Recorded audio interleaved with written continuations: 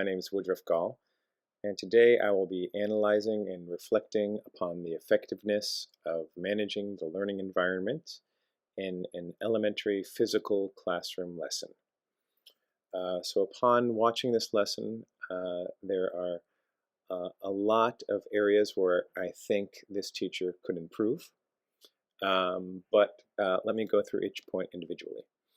So starting at the beginning, the teacher in the class is very comfortable, which is great, and he immediately puts the students at ease by connecting with them. He kneels down closely and speaks with an intention and care for his pupils. So I really like that he begins class by asking them how they feel and also expounding a little bit on the responses that he receives. One child says that they're hangry, and he explains what that is. So I thought that was great. Wonderful connection. I think that he could have benefited by going over the classroom norms, procedures, and expectations at the very start of the class. And also I think that would have been helpful if they were printed and put up on the wall for a quick reference for the children. This classroom is very small and there are not many students. However, there is an information-intensive learning environment with many examples of written language on display throughout the classroom. So I thought that that was wonderful. I don't know if that was this teacher who put all those up, but I thought that they were very helpful for the class. It's really good. He has a classroom norm of call and response. When he says 1, 2, 3, eyes on me, everyone is supposed to respond with eyes on you to get the attention back of his students. There's a norm that the students have their eyes on the teacher and they're focused and paying attention. So the students are sitting in an appropriate surrounding and don't have anything to play with or distract them, which helps them to remain well focused throughout the majority of the class. I thought that was great. I would challenge him to try more classroom management techniques, some nonverbal cues and nonverbal transition cues.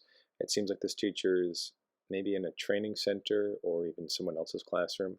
However, he could bring in a little bell or play a little tune to signify that there is going to be a transition in the class, which I think would help just quickly get their attention. Additionally, I would encourage him to vary his vocal quality, sometimes be a little louder or go even slower to get their attention. He's very much the same throughout this class, and it's easy to drone out. He does a nice job of explaining concisely what the students will be working on in the class. And he begins by having the students read a the word web, and then phonetically sounding it out, which the students do easily. I'd encourage him to have a larger display for his lesson. A sheet of A3 paper just does not seem sufficient for this. As stated, this is a review section of the lesson, and the children handle the concept of different parts, beginning, middle, and ending, fairly easily. It was a good idea to assign a specific color for each part of the word. He writes words using the different colored markers, and the students can say the letters and say the letters and sounds. However, I would encourage him to write larger.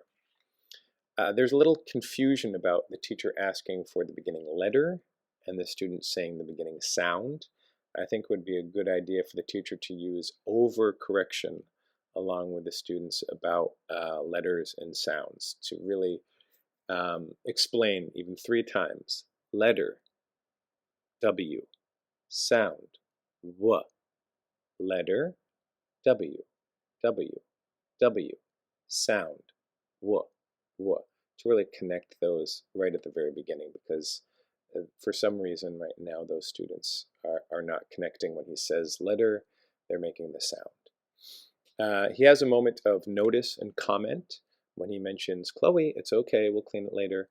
Students can often get distracted and think that something is more important than it really is, but he quickly acknowledges it and moves on, which I thought was wonderful. I like the fact that he goes over this a few times for the whole class so that they all understand the expectations, and then he does it again and calls on specific students individually. Additionally, he has a good progression of making the activity more challenging, starting with the colors and pointing to each letter, then taking colors away, then pointing to each letter away, and this helps to cement each concept in the student's mind. So that was good. Prior to playing a game, the teacher tries to have a full class activity of sounding out words together. However, he doesn't take the appropriate time to focus on the students and explain the expectations. So the result is not up to standard, as many of the students aren't participating fully. And then he moves into a game, and the students are so happy to start moving around that they get out of their seats and start talking as the teacher is ineffectively explaining the game rules.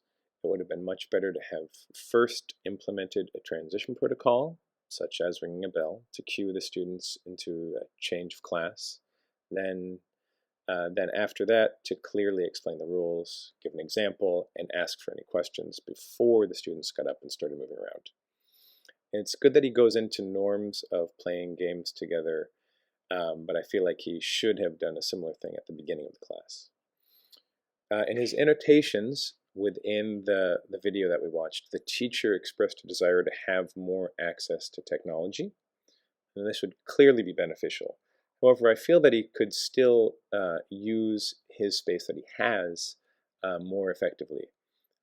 He could still keep his eyes on the students more within this game if he used more of the whiteboard, or even if he had students write some of the words instead of just him.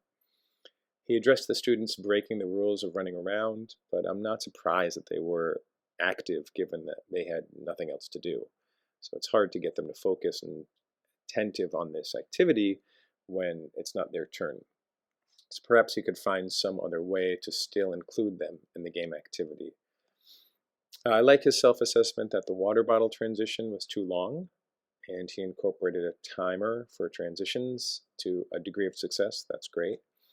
And then lastly, yes, he has a group collaborative reading, and he's found a cute and engaging way to get the students to follow the words they're reading with their fingers by raising their hand and pointing their finger and then pointing it to a word. He uses this as a good assessment tool by seeing which students are in the right spot of the reading, and he comments a couple of times, no, you should actually be here. But by just having the students repeat after him, he's broken the sentence structure flow so much that it's basically rendered incomprehensible. So they're understanding the words, how to pronounce the words that they're looking at, but they're not getting the full overall meaning. So I would encourage him to start with this style of repetition, but then after, read it together more smoothly so the students understand the meaning of the words altogether. So this would have been helpful in setting up the partner reading section of the class later on. So lastly, briefly, I would just like to discuss the overall classroom climate. So the climate in the video that we watched doesn't have a lot for the students to interact with. There's a lot of information on the walls, like I'd mentioned, but there isn't a lot for them to actively do. So I would encourage more of that. It looks like the space is very small. For my own classroom, I would like to establish a warm and welcoming environment with a sharing of ideas and respecting others' opinions. I would like to establish clear norms of behavior with the students, such as students must raise their hand to answer or ask questions. Look and listen to the speaker, either the teacher or another student. Keep your hands and feet to yourself at all times. Use inside voices while inside the classroom. Clean up after yourself. Say please and thank you. Always try your best. Participate actively in the classroom activities. Treat school property with respect and treat other ideas with respect. So those are my thoughts today on reflecting upon this lesson and my own classroom a little bit. I really appreciate you watching. Thank you so much.